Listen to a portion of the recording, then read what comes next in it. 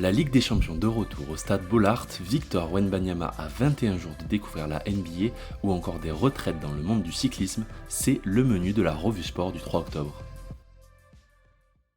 21 ans après, le stade Bollaert va retrouver la Ligue des Champions ce soir. Une éternité pour le peuple lensois et quelle affiche pour ce retour. Les 100 et or défient les Gunners d'Arsenal, fraîchement vice-champion d'Angleterre. Toujours invaincu cette saison en Première Ligue, c'est en favori que le club londonien se rend en terre ch'ti. Mais attention au RC Lens qui semble avoir retrouvé sa superbe de l'an dernier, qui l'avait mené à la deuxième place de la Ligue 1. Depuis leur match nul à Séville pour débuter cette campagne européenne, les Lensois restent sur 2 succès consécutifs en championnat et entendent jouer crânement leur chance. Et ce duel n'est pas sans rappeler l'exploit réalisé par les 100 et or face aux Gunners à Wembley en 1998. Les hommes de Daniel Leclerc, alors champion de France en titre, s'étaient déplacés à Londres avec l'objectif de ramener le point du match nul pour rester dans la course à la qualification en quart de finale. Et ils ont fait mieux. Dans un match de haute intensité, l'histoire s'est écrite à la 72e minute. Le milieu droit Michael Debève délivre les supporters lensois, venus en nombre en Angleterre, sur un service parfait de Vladimir Smeisser au second poteau. La tête de Bould, il a été un petit peu surpris. Smisser, Vérel, Il y a une petite... Eloi. Allez, c'est pas fini. On est dans les 16 mètres 50 là. Allez, Smisser. Ah, but. Et but de Debève. But de Michael Debève. Sur une frappe plus ou moins... Superbe.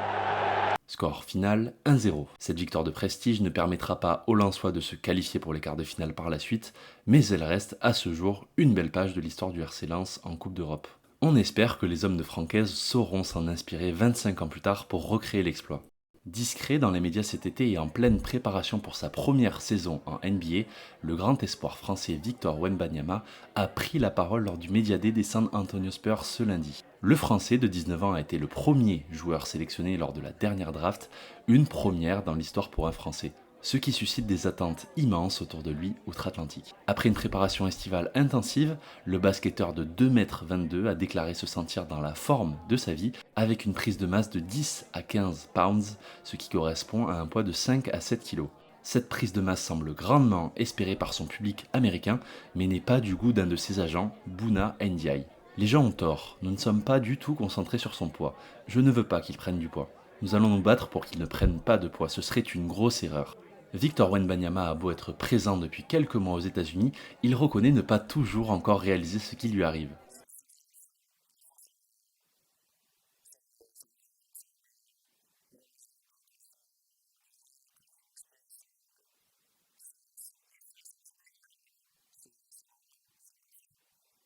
Rendez-vous dans exactement 3 semaines pour le début de la saison NBA et pour voir les premiers pas du Français avec les Spurs de San Antonio.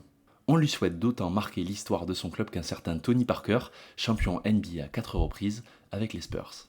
Et c'est une légende du cyclisme mondial qui a tiré sa révérence ce week-end.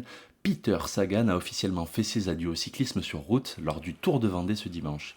Triple champion du monde, 7 fois meilleur sprinter sur le Tour de France et vainqueur de 18 étapes sur des grands tours, le Slovaque se retire des routes avec un immense palmarès. Il ne dit en revanche pas adieu entièrement au cyclisme puisqu'il va revenir à son premier amour, le VTT, une discipline dans la discipline pour laquelle il a un objectif clair, se qualifier pour les Jeux Olympiques de Paris 2024. Et Nasser Bouhanni l'a annoncé hier sur son compte Instagram, il met lui aussi un terme à sa carrière de coureur à l'âge de 33 ans. En fin de contrat avec Arkea Samsic, le sprinter français peinait à retrouver son niveau après un grave accident. Le champion de France sur route 2012 comptabilise pas moins de 70 victoires en carrière, dont 6 sur des grands tours.